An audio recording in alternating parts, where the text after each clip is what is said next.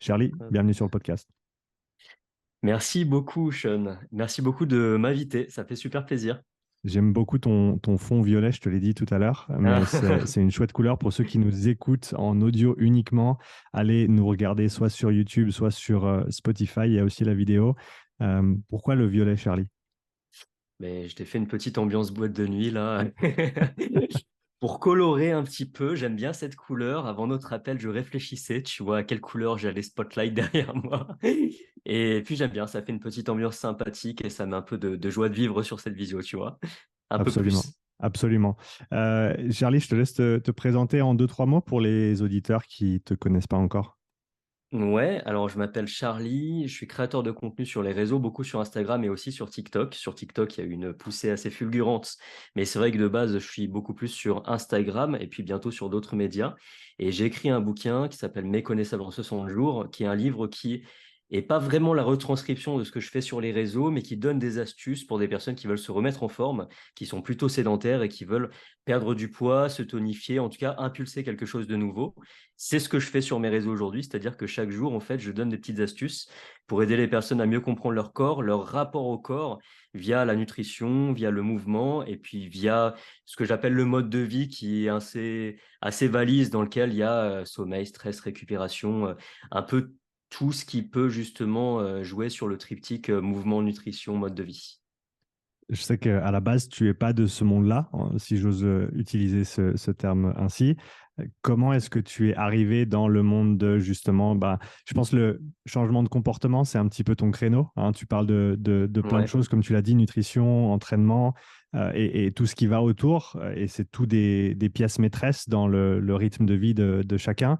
Et au centre de tout ça, il y a les comportements et comment on peut les optimiser, comment on peut les mettre à jour et comment on peut les améliorer.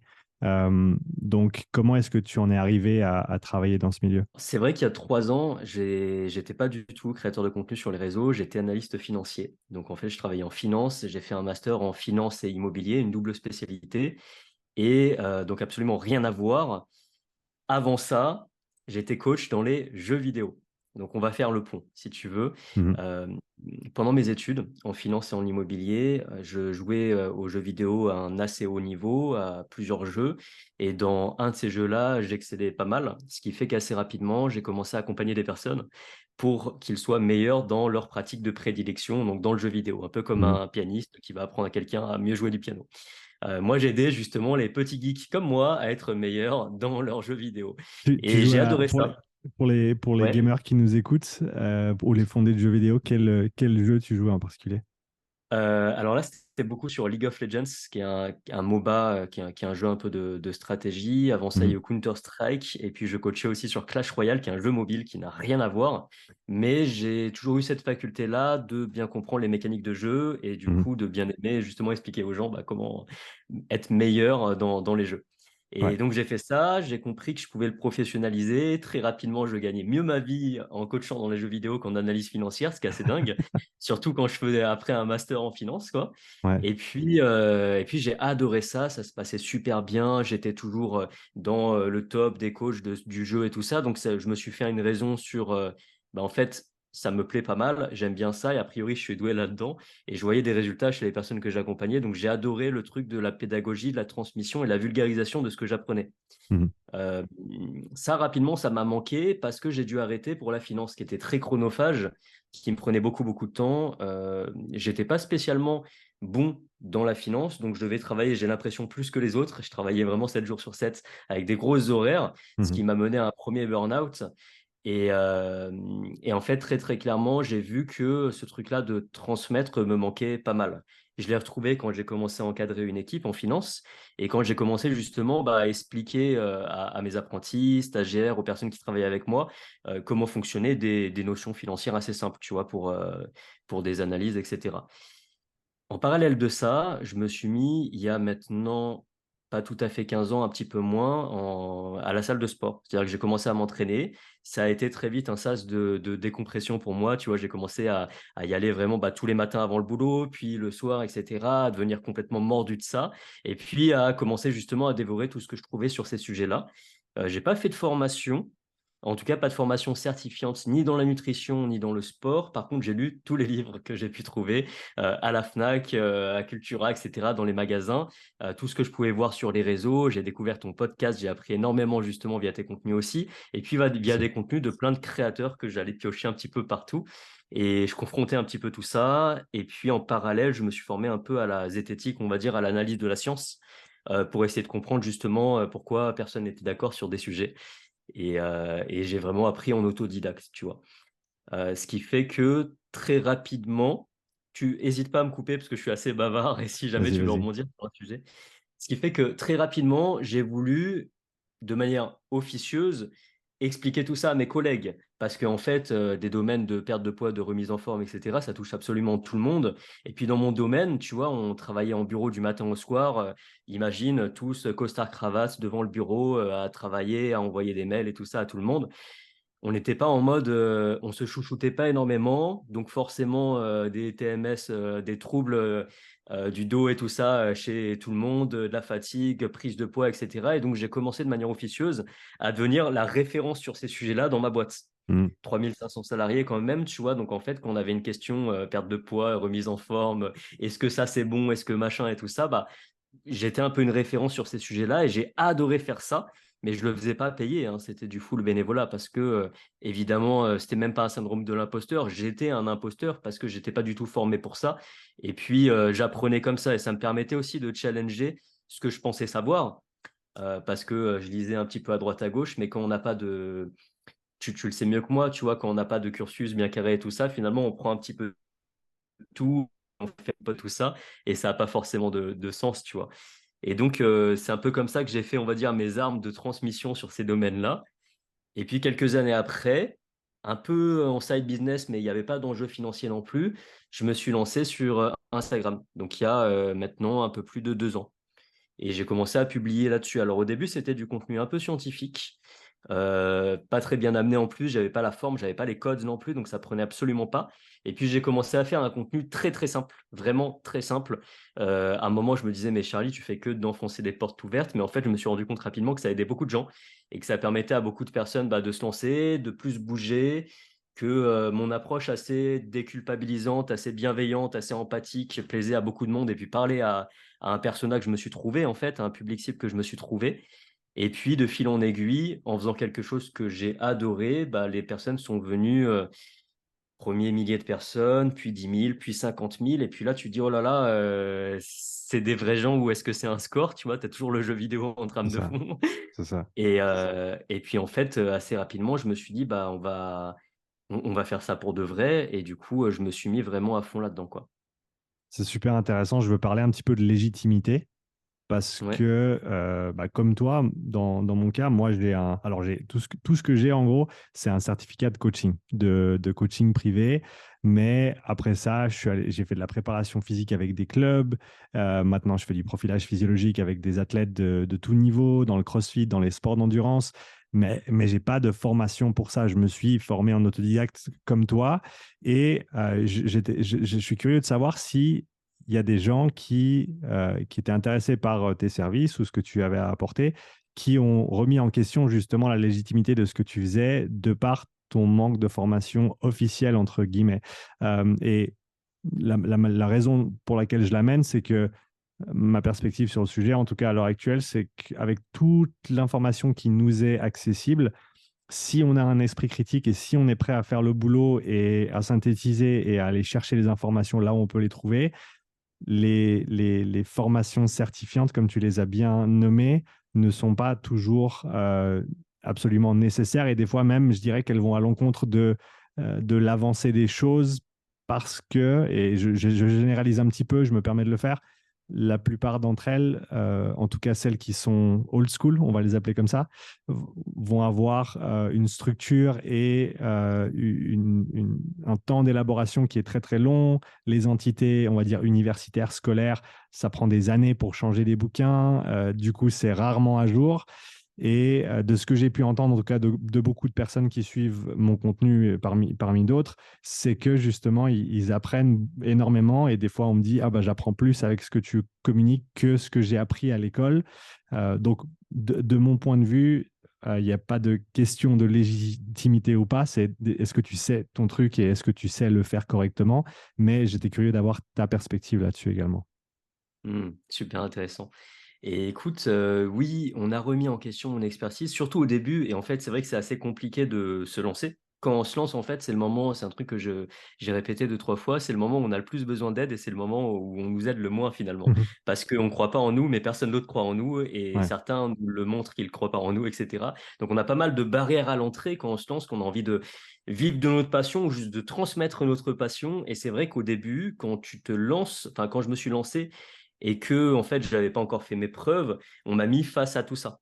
T'as pas de certification, etc., etc. Surtout quand tu commences à prendre un peu d'ampleur, les premières centaines d'abonnés qui arrivent et qui commencent à entre gros guillemets, impressionner ou alors faire peur justement à des coachs qui peuvent être un peu jeunes, enfin manquer peut-être un peu de maturité et puis mal le vivre en fait finalement, Mhm. de voir quelqu'un justement qui n'est pas diplômé avoir une ascension sur les réseaux ou des choses comme ça. Bah là forcément la légitimité est pas mal remise en question par des tiers, donc moi ça m'est arrivé pas mal.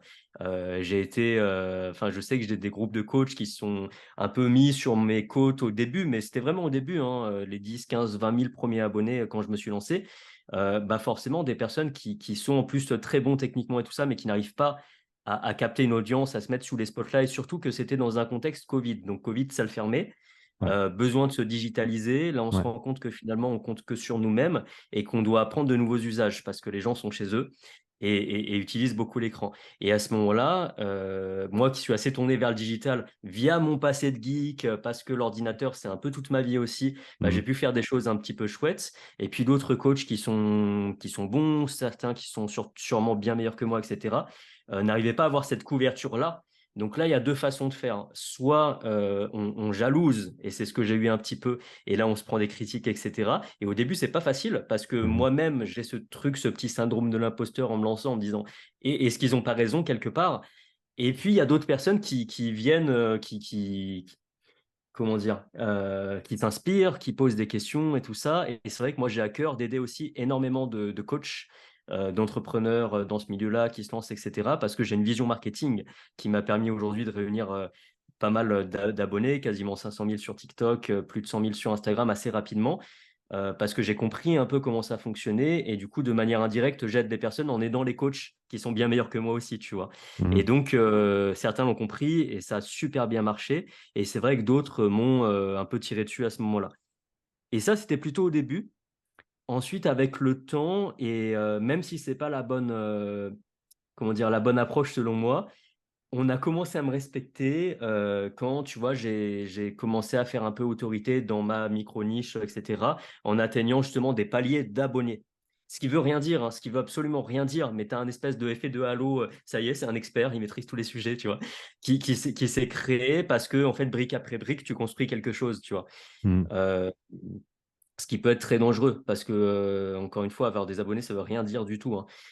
Mais simplement, j'ai remarqué ça. J'ai remarqué qu'aujourd'hui, tout le monde est beaucoup plus gentil avec moi qu'au début quand je me lançais. Bon, c'est comme ça. C'est extrêmement intéressant et comme tu l'as dit, le nombre d'abonnés ne fait pas la qualité du contenu nécessairement. Mais tu as pu faire les deux. Tu as pu amener un contenu qui est pertinent et qui est réfléchi et également faire le travail sur les réseaux pour atteindre plus de monde. Et comme tu l'as dit, hein, aider plus de monde, au final, c'était, c'est mon motto à moi depuis le début, c'est aider le plus de monde possible. Depuis que j'ai commencé à coacher où je faisais que du présentiel avec juste une poignée de personnes. Et j'ai l'impression que tu es un petit peu dans la même optique. Ouais, c'est ça, c'est exactement ça. En fait, si j'ai quitté la finance où justement j'étais archi bien payé, je me suis sécurisé financièrement, enfin, j'avais aucun souci, j'aurais pu rester là-dedans et ça se passait super bien, etc. Si j'ai quitté ce milieu-là, c'était pour avoir 1000 fois plus d'impact. Donc, c'était vraiment une notion d'impact plus qu'une notion de monétiser rapidement, d'en faire un business, etc. C'était ce truc-là de comment je vais faire pour faire plus de bien autour de moi sans avoir le syndrome du héros non plus. L'idée, c'est justement d'essayer de donner un maximum d'autonomie aux personnes en distillant des choses, en distillant des petites graines à droite à gauche avec ce que moi j'ai réussi à comprendre. Mhm. Et du coup, là, il y a ces deux leviers. Là, il y a le levier d'aider directement des personnes via mes réseaux. Et puis, il y a le levier d'aider justement, si je le peux aussi, des coachs avec qui je peux parler, qui sont incroyables. J'ai plein de noms comme ça en tête de personnes que j'accompagne un petit peu en leur donnant justement juste des petits conseils. Tiens, là, rajoute le sous-titre ici, la chance. Ça me coûte 30 secondes, mais derrière, la personne, vu qu'elle est archi pertinente, qu'elle maîtrise grave son sujet et tout ça, et que moi, en plus, j'apprends un max avec cette personne-là, c'est trop bien. Si elle peut rayonner, avoir plus d'impact, ça tue. C'est ça, parce qu'au final, les réseaux, il y a plein de monde qui crache dessus et a raison hein, dans bien des cas, mais c'est aussi à l'heure actuelle l'interface entre ce qu'on a à apporter et les gens qui vont potentiellement être intéressés par ce qu'on a à dire. Et donc, s'ils sont utilisés à bon escient et avec toute la bonne foi du monde et intelligemment, parce qu'il faut s'éduquer sur la question, ça devient un outil qui va nous permettre de mettre en évidence nos connaissances et nos compétences en tant que coach. Mm. Et c'est quelque chose que tu maîtrises super bien pour l'avoir observé, tu vois, toi aussi, de trouver ce curseur entre je parle à la machine, à l'algorithme, à Instagram, à TikTok, à YouTube, etc. Je parle à l'humain. Et en fait, le truc, c'est que tu as un curseur à mettre. Mhm. Souvent, des experts, les plus bienveillants du monde, etc., oublient la machine et parlent que à l'humain et font un contenu hyper percutant pour leur tata et pour leur petite sœur. C'est ça le souci. Et en fait, si tu veux toucher aussi un petit peu plus de monde, les amis de ces personnes-là, le deuxième cercle, le troisième cercle et tout ça, tu dois parler aussi un peu à la machine. On peut faire les deux. En fait, c'est pas un choix. Hein. Mhm. C'est pas, pour moi, c'est pas du tout binaire. Mais c'est vrai que les réseaux ont cette force-là de pouvoir toucher beaucoup, beaucoup de monde rapidement et c'est génial. Si tu avais quelques conseils à donner aux coachs qui nous écoutent et qui souhaitent mieux faire sur les réseaux et mieux se mettre en valeur pour aider plus de monde, Mhm. quels sont les premiers axes de réflexion qu'ils doivent entreprendre? Ouais, super intéressant. Alors, pour faire très, très synthétique, le premier axe que je donnerais, c'est de créer beaucoup, même si ce n'est pas parfait. Vaut mieux deux, trois choses à 20% qu'une seule chose à 100% que tu vas sortir une fois tous les 6 mois. Faut pas hésiter à créer et on saoule jamais notre audience. Ça, c'est quelque chose qui peut faire peur à certaines personnes. Et j'en parlais encore ce matin. Alors, c'est vrai que pour moi, ce matin, c'était il y a 10 heures. J'en parlais encore ce matin, du coup, à une personne qui me disait, je lance un produit, mais j'en ai déjà parlé 3 fois ce mois-ci et tout ça, et qui n'osait pas refaire une communication dessus. Et en fait, ce qui fonctionne, c'est beaucoup les itérations, surtout quand on véhicule de bons messages. Ça fait du bien d'avoir des rappels. Il ne faut pas hésiter à publier beaucoup, en fait. C'est comme ça déjà qu'on aiguise notre œil à nous, et puis qu'on a du feedback. Et en fait, avoir les cerveaux de tous les gens en face, en plus des nôtres, c'est magnifique. Parce qu'en fait, en étant un peu humble, ce qu'on fait aujourd'hui en se lançant et tout ça, c'est loin d'être parfait. D'ailleurs, au début, c'est plutôt nul. Et puis, ça va s'améliorer avec le temps. Et à chaque fois qu'on regarde dans le rétro, on se dit, putain, c'est moi qui faisais ça avant. Et puis qu'on voit aujourd'hui notre contenu et qu'il y a une évolution de dingue. Et en Mhm. fait, en confrontant à l'autre, c'est vrai qu'il y a, tout va beaucoup plus vite. En fait, plus on crée, plus on avance. Et du coup, l'idée, c'est de créer genre aujourd'hui, pas demain, et de se forcer à quelque chose. Même si c'est moyen, au final, au début, quand on n'a pas une grande audience, le bon côté, c'est qu'il n'y a pas beaucoup de gens qui le voient aussi. Et donc, Mhm. à mesure qu'on prend justement en professionnalisme, on va dire, etc., on va toucher plus de monde et ça, c'est assez magnifique. Donc, je recommande ça. Je recommande surtout pas de payer au début pour booster quelque chose qui ne marche pas en organique. C'est-à-dire de commencer justement à créer tout ça et puis à analyser un petit peu ce qu'on fait, à itérer à partir de ce qu'on fait et à se remettre énormément en question. Pour moi, c'est vraiment ça qui change tout, c'est de créer, se remettre en question, regarder derrière, essayer de comprendre, d'avoir un côté un peu analytique justement, parce qu'on a cette chance-là d'avoir accès aux statistiques sur les réseaux, et puis d'itérer, c'est-à-dire d'améliorer. On va trouver une thématique qui marche, on va essayer une partie 2, une partie 3, etc. Et puis l'autre chose, je me permets de donner un deuxième conseil, c'est de bien avoir en tête que les gens n'ont pas beaucoup de temps et qu'on n'est pas du tout important pour eux, qu'on n'est qu'un petit jalon dans leur vie quotidienne et qu'il faut absolument, sur les réseaux, ça peut être malheureux pour certains. Et moi, c'est pour ça que j'ai écrit ce bouquin qui est juste là, qui me permet d'aller un peu plus deep, enfin d'aller un peu plus en profondeur dans certains sujets. C'est que les réseaux nous permettent pas forcément ça dans une logique d'acquisition. On va pas rentrer dans des histoires de funnel, etc. Mais quand on veut capter des gens au début, qu'on veut se lancer et qu'on veut justement trouver notre audience, on est sur des personnes qui ne nous connaissent pas, qui sont archi froides et qui n'ont pas beaucoup de temps pour nous. Ça veut dire que très rapidement, quand j'arrive sur ton profil, je dois savoir ce que tu vas m'apporter. Parce que je suis égoïste et que je suis un consommateur des réseaux sociaux. Et tout ce que je veux savoir, c'est tu m'intéresses pas en tant que personne. Je suis un peu brut, un peu rude, mais en fait, c'est ça. Quand on arrive sur un réseau, on se dit, donne-moi une bonne raison de m'abonner à toi. Et ça, c'est super intéressant et ça change tout de penser à ça. Et dès qu'on fait un contenu, se dire, bah, OK, quelle valeur j'envoie et pourquoi je donne envie à la personne de s'abonner. Ça veut dire la prendre par la main avec un call to action, etc., évidemment, mais ça veut dire aussi lui donner une bonne raison d'être intéressant pour elle. Et en fait, dès qu'on pense comme ça, on commence plus les vidéos en disant bonjour, je m'appelle Charlie, je suis créateur de contenu. Non, on dit trois astuces pour faire tel truc. On dit aujourd'hui, je te parle de tel sujet. On en vient à la valeur directement. Et c'est vrai que pour moi, ça, c'est un truc qui change tout et qu'on voit pas beaucoup chez les coachs débutants qui vont se présenter, etc. Et en fait, c'est vrai qu'aujourd'hui, il y a une stat intéressante là-dessus, c'est que sur TikTok, les gens te donnent 4 secondes. Mhm. Ça veut dire qu'en 4 secondes, ils prennent une décision. C'est assez épileptique, hein, c'est une consommation. Après, bon, pas bon, c'est le système, en tout cas, tel qu'il est fait. Mais 4 secondes, c'est très, très peu. Et en 4 secondes, il faut être convaincant. C'est Ça veut ça. dire que Et l'accroche, ouais, ça va être l'accroche est super extrêmement intéressant. importante et c'est pareil sur les autres médiums. Je pense à YouTube notamment qui doit facilement être en dessous de 10 secondes. Les gens, en gros, ils te donnent 5 à 10 secondes pour choisir ou pour se décider est-ce que je vais regarder ta vidéo ou pas. Donc, c'est comme tu l'as dit, vraiment mettre en évidence qu'est-ce que tu vas leur apporter dans cette vidéo, dans la première phrase, euh, parce que ça fait souvent la différence entre quelqu'un qui va swiper ou aller regarder ailleurs, ou alors regarder ta vidéo. Une autre chose que je voulais pas oublier, tu me donneras le lien pour ton livre, on le mettra dans la description du Ah, trop podcast pour cool, ceux merci. qui sont intéressés.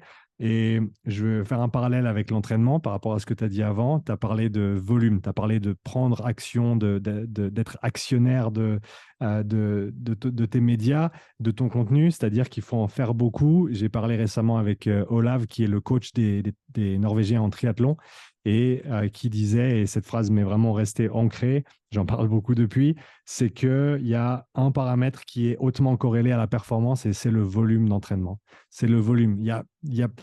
Si tu fais pas n'importe quoi, si tu t'entraînes plus, tu seras meilleur. C'est vraiment, on en revient à ça. Et ce qui est intéressant, c'est que c'est vrai en triathlon, c'est vrai en haltéro, c'est vrai en force athlétique, c'est vrai dans énormément de sports différents, peu importe la nature du sport.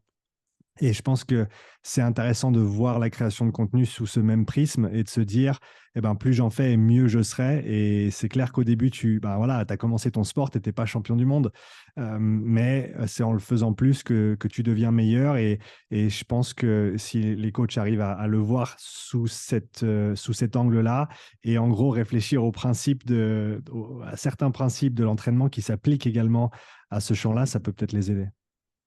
Trop intéressant. Mais c'est vrai, je suis totalement d'accord avec toi. Et il y a ce truc-là d'être plus attaché au process qu'à la finalité. C'est-à-dire que en fait, les likes, les commentaires, tout ça, en fait, on s'en fout. Notre objectif, ça va être de publier, en fait, de délivrer.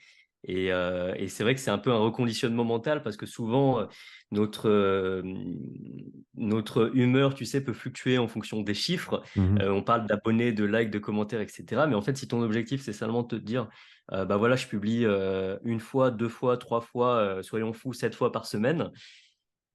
Bah c'est rempli et ça dépend que de soi. On se responsabilise pour ça et pas pour un algorithme, etc. Ça ne veut pas dire qu'il faut pas qu'il faut se déresponsabiliser quand rien ne marche. À ce moment-là, il Mhm. faut en tirer des conclusions et puis C'est itérer ça. aussi.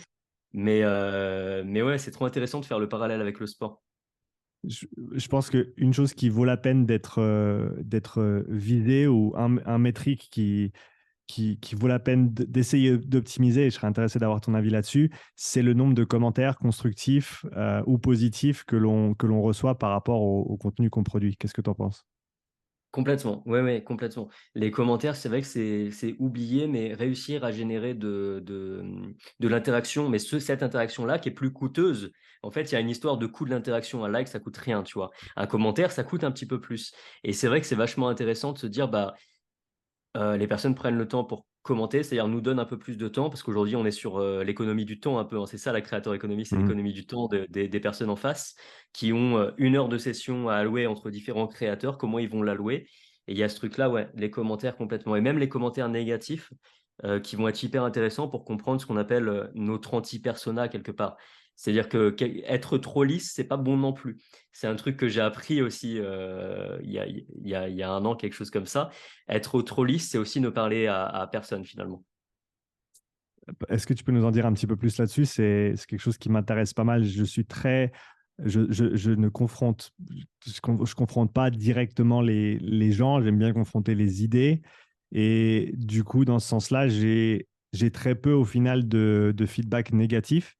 Euh, Ok, le, le peu de feedback négatif que j'ai, il est dans le vide, dans le sens où ça critique rien de. Par exemple, j'ai eu un commentaire sur une vidéo YouTube l'autre jour qui m'a dit c'est quoi tout ce blabla, c'est n'importe quoi.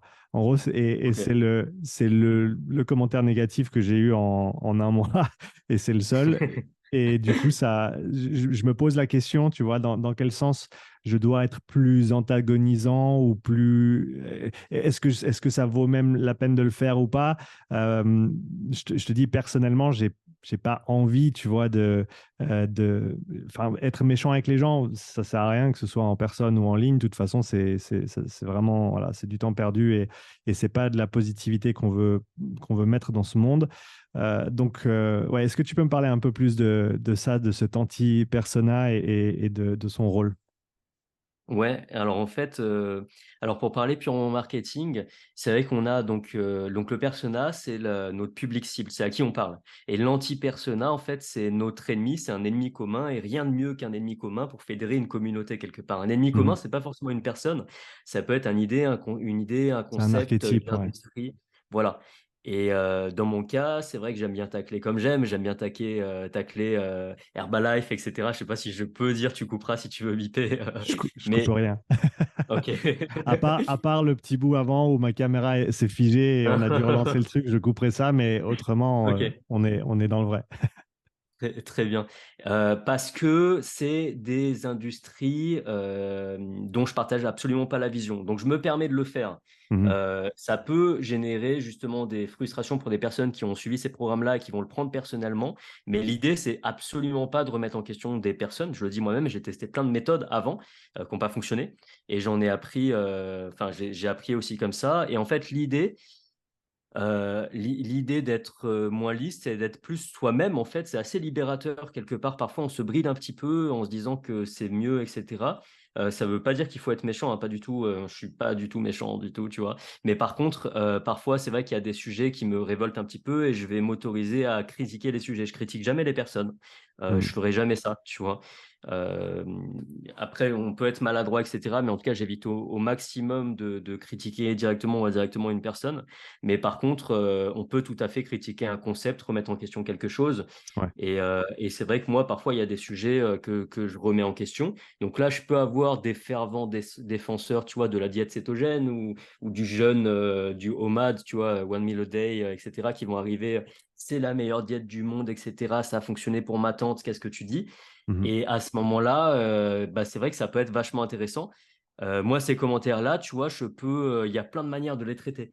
Tu peux simplement l'épingler puis laisser ta communauté faire le job. Tu vois, ça aussi, ça marche très bien. Tu peux répondre à la personne. Tu peux, en fait, tu fais vivre aussi l'espace commentaire qui vit beaucoup plus quand il y a une sorte de dégradé d'avis que quand tout le monde te dit génial, c'est magnifique, etc. Donc, je ne Mhm. cherche pas spécialement ça, mais c'est vrai que euh, parfois, je trouve que ça peut être intéressant justement de montrer ce que tu aimes, mais aussi ce que tu n'aimes pas.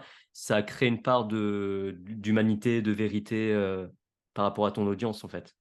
Ouais, c'est intéressant. Il faut que je me creuse un petit peu le ciboulot pour trouver des sujets sur lesquels je peux être un petit peu plus, ou des choses que j'aime pas. Il n'y a pas grand-chose que j'aime pas, donc ça va être un challenge, mais je vais certainement, je vais essayer. Euh, Je suis sûr on- que tu vas trouver. ouais, ouais, j'en doute pas. Quand ça vient, j'y penserai, je l'écrirai et j'en ferai une vidéo. Pour, encore une fois, les coachs qui nous écoutent, on a parlé de l'impact qu'on peut avoir en ligne et de comment on peut atteindre plus de monde avec nos informations, notre contenu et nos services. Pour maintenant, tout l'aspect style de vie, mode de vie, rythme de vie, peu importe comment on l'appelle, lifestyle pour utiliser le terme anglais, euh, tout ce qui est du sommeil, tout ce qui est, encore une fois, des comportements qu'on a au quotidien. Quels conseils tu te retrouves à donner fréquemment aux coachs avec qui tu travailles par rapport à l'accompagnement de leurs clients, que ce soit des nutritionnistes, que ce soit des coachs sportifs, par rapport à tout ce qui se passe en dehors de ces zones-là? Quel conseil je donne aux coachs à Pour retransmettre à leurs coachés, c'est ça? Ou alors qu'est-ce que... T'as Ok. exactement, ouais, ouais, t'as bien compris ma question. En gros, quelles sont les pistes de réflexion pour les coachs par rapport au changement de comportement des gens qu'on accompagne et de l'effet que ça va avoir dans leur vie au quotidien? Hmm. Mon gros focus, et tu en as déjà parlé beaucoup, c'est vraiment de créer l'adhésion et de parler du fait que chacun adhère de manière différente, en fait. C'est-à-dire de réussir à faire adhérer une personne. Tu vois, je te parlais de mon livre, ça a été très compliqué à l'écrire parce qu'un livre, en fait, ça va être le même pour tout le monde. Alors, j'ai créé un système derrière avec un algorithme qui envoie des messages qui sont différents en fonction des lecteurs. Enfin, ça a été un peu un bordel, mais ça reste un bonus. Et en fait, l'enjeu du livre, c'est que la personne arrive à la 10e page. Tu vois, une fois qu'elle est à la 10e, Hmm. normalement, c'est bon. Derrière, tu enchaînes parce que tu as créé ce truc-là. Il y a une discipline qui s'est mise, un ancrage qui fait que, comme te brosser les dents, c'est devenu une habitude. Donc, c'est vrai que c'est beaucoup ce truc-là de trouver des mécanismes d'adhésion qui sont différents en fonction des gens. Moi, je suis très gamification parce que je te parlais du gaming, etc. C'est des choses que j'aime beaucoup. Réussir à rendre l'exercice ludique. Hmm. Jaloux des points. X secondes de gainage, 12 points et X secondes, tu vois, je crée un jeu un petit peu, ce qui permet Hmm. justement de rendre le truc sympa et te dire, bon, bah, la fois d'après, là, j'ai fait 30 points, la fois d'après, j'en fais 34, tu vois. Ça crée un truc un peu sympa. Donc, il y a ce truc-là d'adhésion. Ensuite, de manière générale, il y a quelque chose à avoir en tête et un petit conseil que je donne beaucoup, c'est que toujours par rapport au temps des gens, moi je suis très attentif au temps. Le temps, c'est quelque chose qui est hyper important pour moi. Comment on utilise notre temps, etc. Et en fait, on parle à des personnes qui ont déjà un emploi du temps chargé, qui ont un boulot, une vie de famille, etc. Et souvent, en tant que coach, ça a été aussi mon erreur au début, on a l'impression qu'il n'y a que nous et que la personne a un temps infini pour faire ce qu'on lui demande de faire, tu vois. Hmm. Et en fait, prendre en compte sa charge mentale et enlever des choses avant d'en rajouter, c'est vraiment game changer pour moi. C'est-à-dire plutôt que de dire, bah, on te rajoute X séances de sport, etc., tu fais un peu un état des lieux de ce qui prend du temps à la personne et tu vois finalement ce qui peut être éventuellement modulé à la hausse, à la baisse pour laisser de la place à autre chose. C'est-à-dire que quelqu'un qui vient avec ses journées de 24 heures, tu lui transformes pas en journée de 30 heures. Donc j'essaie un petit peu justement d'être un peu un designer du temps, tu vois, pour Hmm. dire, OK, alors là, Netflix, 2 heures tous les soirs, est-ce que c'est indispensable pour toi, tu vois? Ah, si la personne ne veut rien changer, rien ne changera, ça c'est sûr. Mais la base, c'est vraiment de se dire, OK, alors qu'est-ce que je peux changer pour que ça ait un effet de levier maximum, c'est-à-dire un coût minimum avec un gain maximum derrière. C'est un peu mes raisonnements d'analyse financière, tu vois. Mais il y a ce côté-là de comment tu peux faire justement pour libérer du temps à la personne, favoriser l'adhésion en lui mettant quelque chose dans son emploi du temps qui fait sens et qu'elle va pouvoir tenir sur le long terme.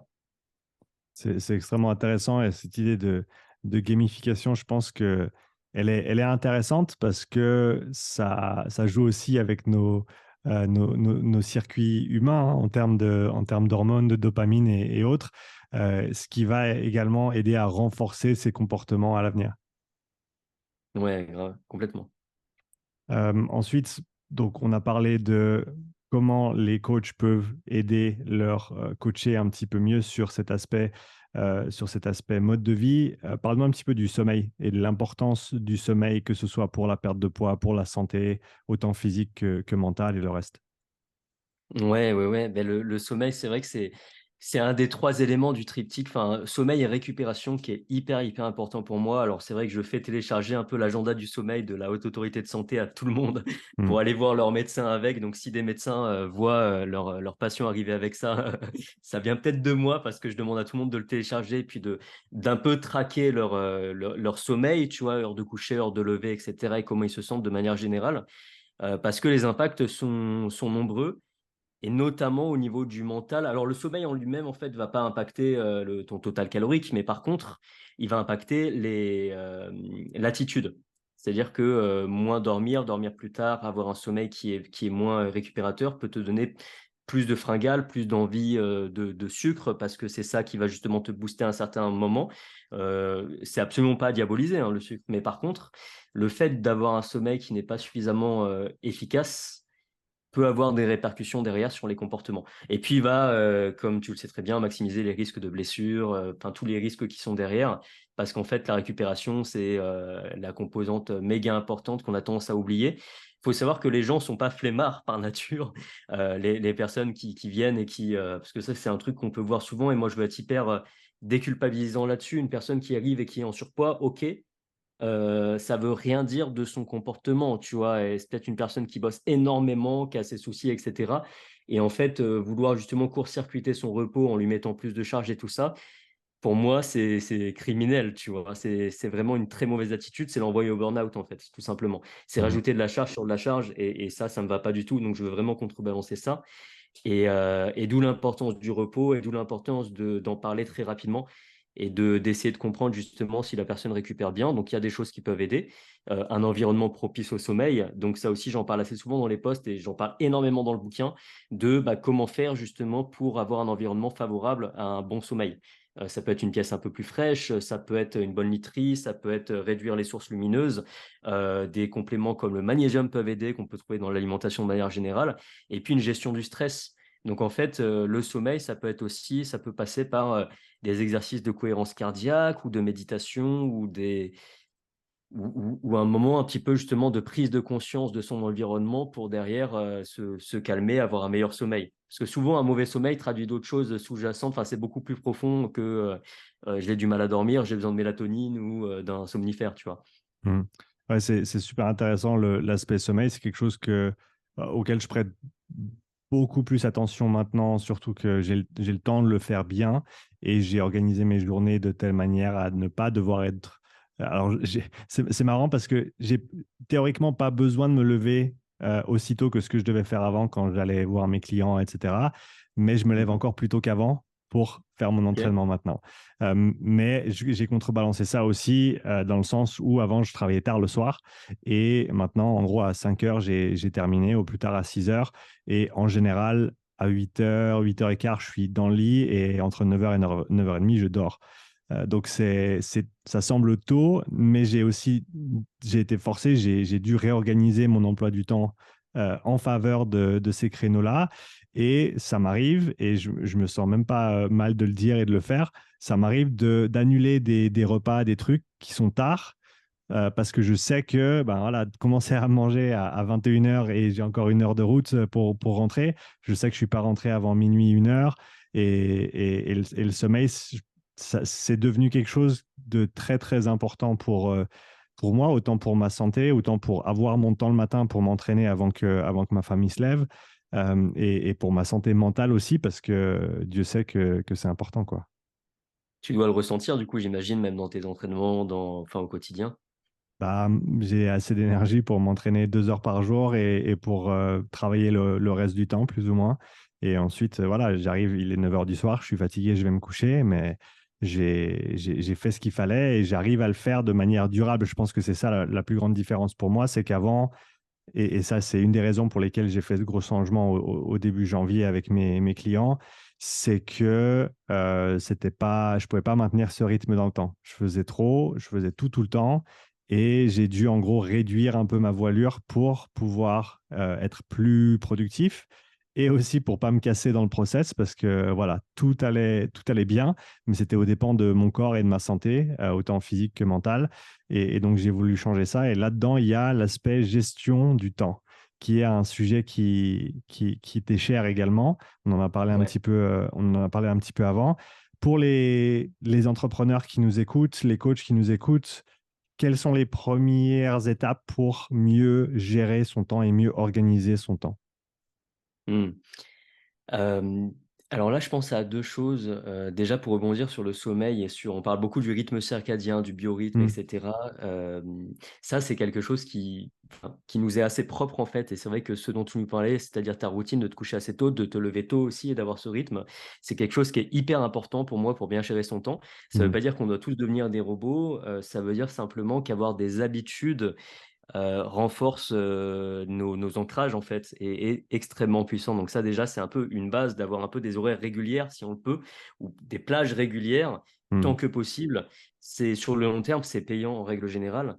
Ensuite alors moi il y a un conseil que je donne et que je donne aussi un peu à tous les corps de métier qui est c'est un exercice en fait des pics d'énergie, c'est-à-dire d'essayer de comprendre quand est-ce qu'on a des pics d'énergie, quand est-ce qu'on a des creux. Il y a un exercice comme ça qui consiste à faire une courbe en fait. Donc en ordonnée, on met le niveau d'énergie et puis en abscisse le temps. Donc on peut faire ça. Imaginez si vous avez une feuille et un crayon. Donc en ordonnée, vous mettez 4 cases. Donc très fatigué, fatigué, en forme, très en forme.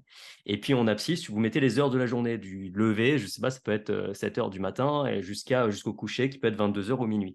Et vous faites des incrémentations 2 heures par 2 heures. Et puis ensuite, pour chaque case, pour chaque heure, vous posez la question. Il est 7 heures, je me lève. Est-ce que je suis très fatigué? J'ai du mal à sortir du lit? Est-ce que je suis méga en forme, etc. Paf, on fait une croix. Alors, les jours sont tous différents, mais répondez de manière spontanée. Vous allez voir que c'est des schémas, des patterns qui se reproduisent. Et en fait, l'heure suivante à 9 heures, OK, là, c'est le matin, j'ai pris mon petit déj et tout ça. Est-ce que j'ai un petit coup de mou? Non. Est-ce que je suis plus en forme, etc. Donc, heure par heure, comme ça, on met. Et puis là, on se retrouve à avoir une courbe avec des hausses et des baisses. Peut-être qu'après le déjeuner, ça descend un peu parce qu'on digère, peut-être, etc. Bref, on a nos courbes et là, on se dit, ah, OK. Donc, le matin à 11 heures, je suis vraiment au max.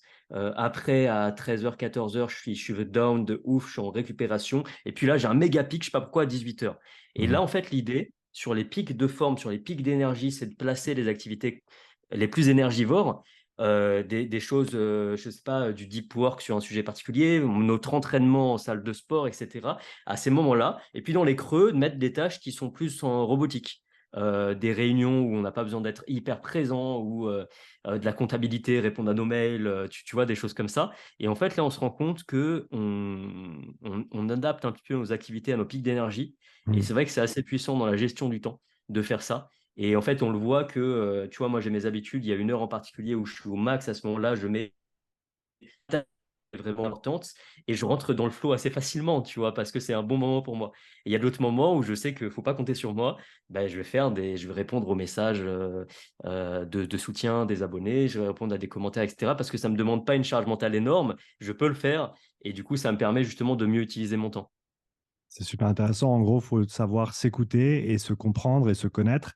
Et ça nous permet ensuite de mieux simplement employer notre temps et faire en sorte qu'on puisse tirer un maximum de chaque journée, quoi. C'est ça, parce qu'en fait, comme le corps qui est en mouvement, etc., notre énergie aussi, et pour moi, on a un capital un peu comme une barre stamina Mhm. en début de journée, qu'on va vider plus ou moins. Chaque chose qu'on va entreprendre va nous prendre X points d'énergie. Et en fait, super chaud au réveil, en fin de journée, peut-être qu'il aura un peu moins d'énergie. Le top du top, en fin de journée, c'est d'arriver presque à zéro, de sorte à avoir envie d'aller se coucher. Parce qu'il y a beaucoup de personnes, c'est peut-être le cas de beaucoup d'auditeurs qui, au moment d'aller dans le lit, sont au max. Tu sais, tu veux dormir, mais par contre, là, dans ta tête, il se passe plein de choses, tu es à fond et tout ça. Et c'est pas de l'énergie gâchée, mais c'est vrai que c'est dommage parce que ça aurait pu être employé dans la journée, quoi. Charlie, c'était un vrai plaisir de te recevoir sur le podcast. Je sais que tu as un rendez-vous dans 3 minutes. Du coup, Ouais, on va gentiment te laisser, mais avec grand plaisir pour en refaire un à l'avenir si ça te tente. Pour, ouais, euh, grave. pour ceux qui ont apprécié ce que tu avais à partager, où est-ce qu'ils peuvent te retrouver sur les réseaux? Alors, ils peuvent me retrouver sur Instagram, donc Charlie avec un Y, tiré du bas, EVT. Et puis, pareil sur TikTok, mais Instagram, c'est chouette. Super, bah écoute, on mettra tout ça dans la description du podcast ainsi que le lien pour ton livre. Merci encore d'avoir accepté mon invitation et d'avoir partagé tous ces petits tips pour les coachs, que ce soit au niveau des réseaux, au niveau de leur coaching et aussi de leur gestion du temps. Je pense que ça va apporter au grand minimum de la réflexion à pas mal de monde. Trop chouette. Bah, mille merci à toi de m'avoir invité. Ça me fait super plaisir. Tu sais que je suis un auditeur de ton podcast. Donc, trop, trop content. Et puis, très hâte d'écouter les prochains. À bientôt, Charlie. Salut!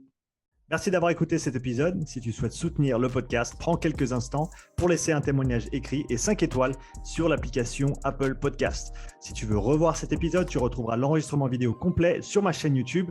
Tu y trouveras également des centaines d'heures de contenu gratuit, tous mes podcasts, mes pensées du jour, mes présentations structurées et bien plus. Donc n'attends pas, abonne-toi et je te dis à tout bientôt pour le prochain épisode. Allez, ciao!